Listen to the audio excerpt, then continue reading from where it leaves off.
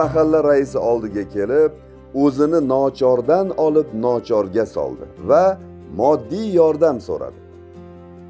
Endi uka, qo'ldan berganga qush to'ymaydi deydilar. Yaxshisi 100 ta tovuq olishingga ko'maklashaman. Kuniga 70-80 tadan tuxum tuqsa ham ro'zg'oringga baraka kiradi.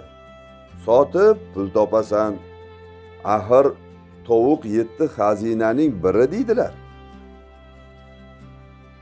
Mayli kuya, dedi u chaynalib. Lekin hovlimda tovuq katagim yo'q-da. Unisiga ham ko'ndim. Ikkita yigitga aytaman. Tovuq katak qurishingga yordamlashadi. Bo'ladimi? Mayli kuya.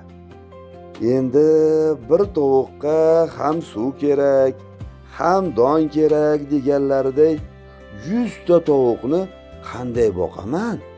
Bu yog'ini o'ylama. 4-5 kunga yetadigan yem ham topib beraman. Qalay? Endi rais buva, mayli kuya. Ammo 4-5 kundan keyin nima qilaman? Tovuq boqishning o'zi bo'ladimi? Raisning jahli chiqdi. Unda ketaver. Tovuqlarni katagi bor, don-dun topa oladigan boshqa oilaga beramiz. Bo'ladimi? Mayli kuya, rais buva. Moddiy yordamchi?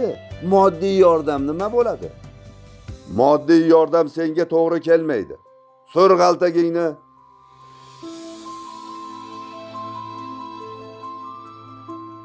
Qahramonimiz o'sha kunning o'zidayoq raisning ustidan shikoyat yozdi.